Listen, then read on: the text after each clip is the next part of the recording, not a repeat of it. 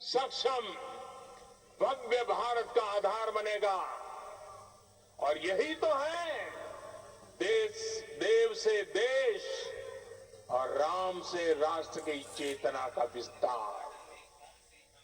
हम सब जानते हैं कि निषाद राज की मित्रता सभी बंधनों से परे है। निषाद राज का राम के प्रति सम्मोहन, प्रभु राम का निषाद राज के लिए अपनापन कितना मौलिक है। सब अपने हैं, सभी समान है। प्रत्येक भारतीय में अपनत्व की, बंधुत्व की ये भावना समर्थ, सक्षम, भव्य दिव्य भारत का आधार बनेगी। और यही तो है देव से देश और राम से राष्ट्र की चेतना का विस्तार। साथियों, आज देश में निराशा के लिए रत्ती भर भी स्थान नहीं है।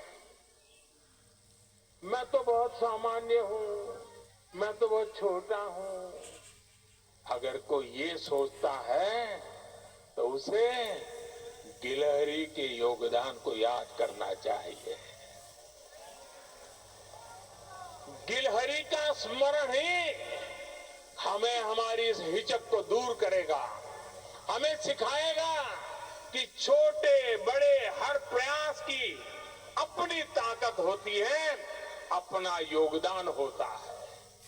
और सबके प्रयास की यही भावना समर्थ, सक्षम, भव्य, दिव्य भारत का आधार बनेगी।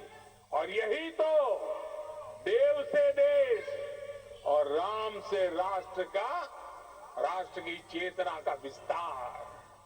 साथियों, लंकापति रावण प्रकांड ज्ञानी थे, अपार शक्ति के धनी थे, लेकिन जटायु जी की मूल्य निष्ठा देखिए। वे महाबली रावण से भिड़ गए। उन्हें भी पता था कि वो रावण को परास्त नहीं कर पाएंगे, लेकिन फिर भी उन्होंने रावण को चुनौती दी। कर्तव्य की यही पराकाष्ठा समर्थ, सक्षम, भव्य दिव्य भारत का आधार है। और यही तो है देव से देश और राम से राष्ट्र की चेतना का विस्तार। आइए हम संकल्प लें कि राष्ट्र निर्माण के लिए हम अपने जीवन का पल पल लगा देंगे। राम काज से राष्ट्र काज, समय का पल पल, शरीर का कण कण राम समर्पण को राष्ट्र समर्पण के ध्येय से जोड़ देंगे। मेरे देशवासियों, प्रभु श्री राम की हमारी पूजा विशेष होनी चाहिए। ये पूजा स्व से ऊपर उठ करके समष्टि के लिए होनी चाहिए। ये पूजा अहम से उठकर वयम के लिए होनी चाहिए। प्रभु को जो भोग चढ़ेगा वो विकसित भारत के लिए हमारे परिश्रम की पराकाष्ठा का प्रसाद भी होगा। हमें नित्य पराक्रम, पुरुषार्थ, समर्पण का प्रसाद प्रभु राम को चढ़ाना होगा। इनसे नित्य प्रभु राम की पूजा करनी होगी, तब हम भारत को वैभवशाली और विकसित बना पाएंगे।